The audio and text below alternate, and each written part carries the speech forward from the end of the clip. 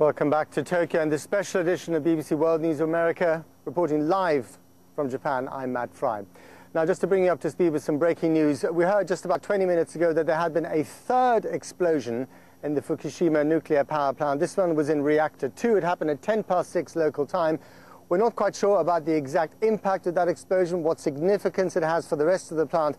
What we do know is that officials told us over the weekend, after the other two explosions, that the leakage of radiation from those plants was minimal, not much greater than what you'd expect from an X-ray machine, or so they told us. Of course, all this talk of the nuclear issue completely overshadows unfairly the very real disaster that is already taking place in the northeast of the country that triggered all this, the earthquake and then the tsunami. 10,000 people feared dead, perhaps more. 500,000 people have been evacuated, 2 million people without power. Now, some of the towns are so isolated and have been so badly stricken that any sort of relief and rescue effort is virtually impossible there. My colleague Rupert Wingfield-Hayes went to the town of Ssituation, which has been completely cut off and has received no aid so far. Watch this. In Ssituation, reality has been turned on its head. A large ship now sits on a dockside, a fishing boat on top of a car on top of a fence, and a house in the middle of the street. This was Ssituation on Friday as the massive tsunami swept in, tossing boats aside like children's toys, uprooting houses and turning the city's streets into torrents of angry black water. 3 days after the tsunami, much of Ssituation is still underwater and walled in by mountains of debris. Every street we tried to get down is jammed with piles of cars. Even the rescuers are struggling to find a way in. When they do, mostly what they're finding are bodies. This one, a man found trapped underneath a car. Kumagai. Nearby, I find Mr. Kumagai. His house has been completely destroyed. You can see the tide mark at the top of the first floor. Here. But he was lucky. He shows me where he says 3 bodies were lying until yesterday, one hanging from a lamppost. The old lady in the house next door has also disappeared. When the wave came in, I thought I was going to die, he tells me. The water came up around my legs and I thought I would be swept away. I saw a child being swept out to sea. There was nothing I could do to save it. A few meters away, another of his neighbours is picking through the debris of her house, trying to find something, anything that is still usable. Her haul is miserably small. Everything here has been utterly destroyed. The level of devastation is really quite hard to comprehend. And this is just one small town. It's still not clear how many more places like this there are scattered along the coast that none of us have seen yet. As we're preparing to leave Ssituation, there's a sudden flurry of excitement. A helicopter hovers low over the town centre. And then, from amid the destruction, 2 survivors are plucked to safety. It is a rare moment of hope, the only one we saw here all day. Rupert Wingfield-Hayes, BBC News in Ssituation, northern Japan. And then, of course, there's the economic impact of the world's 3rd largest economy, Japan. Yesterday here in Tokyo, the Nikkei index plummeted by more than 6%. The overall cost of the damage is estimated to be above $150 billion US. For more on the economic impact, here's Jeremy Howell. Mass selling on the Tokyo Stock Exchange as investors tried to guess how badly Japan's major companies could be hit. The Nikkei closed down 6% on the day's trading.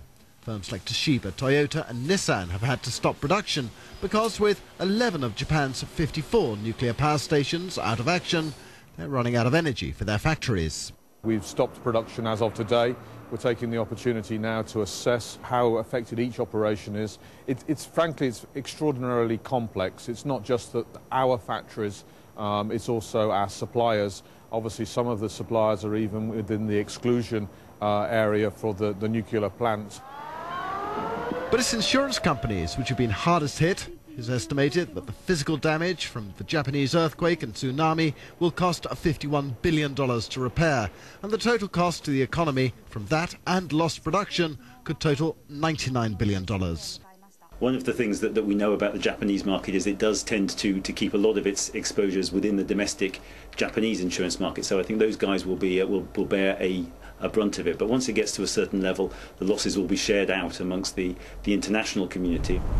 The Bank of Japan is aware how badly all this could shake people's confidence in the economy, and it's injecting $184 billion into the money markets.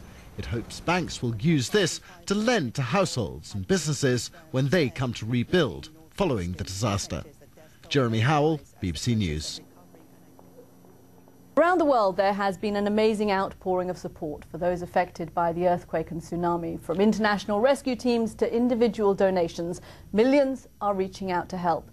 But here in the US, it has been a tense wait for some Japanese Americans who still haven't heard from family and friends who lived in those hardest hit areas. The BBC's Laura Trevelyan has that part of the story from New York. It's an anxious time for New York's Japanese community. Those who came here to make a new life are now consumed by the crisis back home.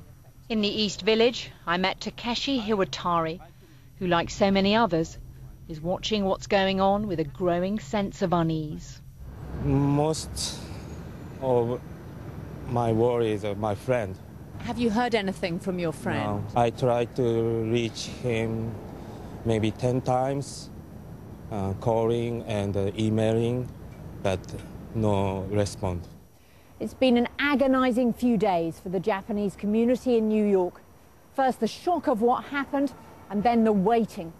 Communications are poor, and news of friends and loved ones is hard to come by. Online, the search for Japan's missing goes on. Friends and family post descriptions of their loved ones. After 4 days, news is beginning to get through, bringing both grief and relief. This must have been a very difficult few days. The East Village is home to this traditional restaurant, where fish is cooked in the Sendai style. The manager, Hisai Kadoi, was desperately worried about his wife's parents, who live near Sendai, closest to the epicenter of the earthquake. At last, he got news via Twitter. They are still alive in the house. So that was the morning, like 7 o'clock in the 5 o'clock in the morning. I got information from the internet. Bon Yagi, who manages a chain of Japanese restaurants in Manhattan, has at last managed to talk to his aging parent. Yesterday we had a phone conversation with my mother, who's old, 94, so I couldn't contact for 3 days. And finally we reached, and she was safe. So, but if I think about the other people, over 10,000 people is missing, it's kind of worry, and I worry about the economy also. Being nearly 7,000 miles away from the devastation and suffering leaves many feeling helpless. Fundraising is something that can be done amid the waiting and the hoping. Laura Trevelyan, BBC News, New York. Of course, Japan prides itself on its excellent engineering, on its preparedness for any kind of disaster. But nothing prepared this country for what happened here on Friday, and indeed for the aftermath. But the one thing that can be said for Japan is that in the last 20 years especially, and remember, of course, there was the 1995 Kobe earthquake in which more than 6,000 people died, this country has become a world champion at resilience. Here's my colleague George Alagaya. Look at this. Now look again. And remind yourself that this is Japan. When nature unleashes all its power, even the mightiest nations are brought low. So prone is Japan to earthquakes that under its ever-ready emergency plans, this primary school was always earmarked as a refuge. The exercise drills have paid off. In times of crisis, the teachers double as aid workers. We're trying to feed 2,000 people, maybe more. We will keep going as long as our supply of rice lasts. Mrs. Onodera and her children have no power or water at home. She doesn't know how long she'll be here. I'm very worried for the children, she says. I want to get them home as quickly as possible. Around the city, food is running out. At this supermarket, an employee tells customers the shelves are almost empty. We're a few miles away from the worst of the damage, but these people are affected all the same. They're having to queue up for everyday items that just a few days ago they took for granted. This woman tells me she's looked around the area, but this is the only shop that's got anything. The queue stretches for hundreds of meters. There's patience and order. It's the Japanese way, even in times of crisis. It's designed to shovel snow. Now the problem is thick, slimy mud. The Sugawara family have come to help their grandmother. Akiko describes seeing the white wave hurtling towards her. For 55 years she's lived here. Not even a tsunami is going to drive her out. The great wave has gone now. Its legacy is not just the damage, but the reminder of how flimsy our sophisticated modern world really is.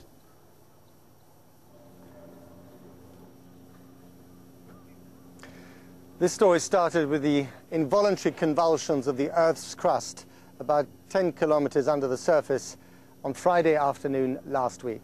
But how this story eventually unfolds in economic and social, in human, and also, of course, in nuclear terms, no one can really predict at this stage. It will have a massive impact in Japan and well beyond. That's it for this special edition of BBC World News America here in Tokyo. Cathy will be back after the break with a final word from Washington.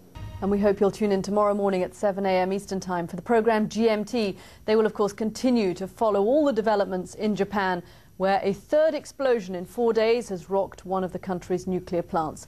And here on BBC World News America, Matt Fry will again bring us the latest from the scene on what's being done to reach those areas left devastated by the earthquake and the tsunami. In the meantime, you can, of course, get continuous reports on our website. Simply go to bbc.com/news for comprehensive news, instant updates, and all of those unforgettable images. I'm Cathy Kane from all of us here at BBC World News America. Thanks for watching, and we leave you tonight with those powerful pictures coming out of Japan today.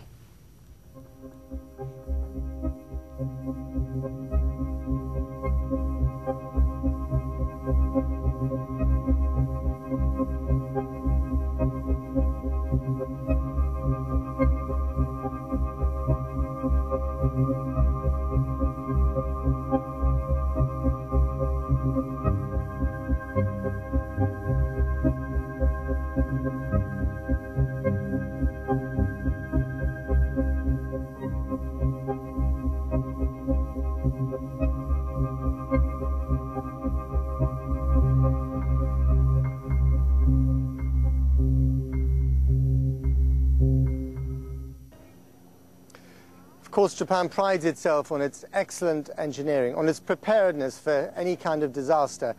But nothing prepared this country for what happened here on Friday, and indeed for the aftermath. But the one thing that can be said for Japan is that in the last 20 years especially, and remember, of course, there was the 1995 Kobe earthquake in which more than 6,000 people died, this country has become a world champion at resilience. Here's my colleague George Alagaya. Look at this, now look again, and remind yourself that this is Japan. When nature unleashes all its power, even the mightiest nations are brought low. So prone is Japan to earthquakes that under its ever-ready emergency plans, this primary school was always earmarked as a refuge. The exercise drills have paid off. In times of crisis, the teachers double as aid workers. We're trying to feed 2,000 people, maybe more. We will keep going as long as our supply of rice lasts. Mrs. Onodera and her children have no power or water at home. She doesn't know how long she'll be here. I'm very worried for the children, she says. I want to get them home as quickly as possible. Around the city, food is running out. At this supermarket, an employee tells customers the shelves are almost empty. We're a few miles away from the worst of the damage, but these people are affected all the same. They're having to queue up for everyday items that just a few days ago they took for granted.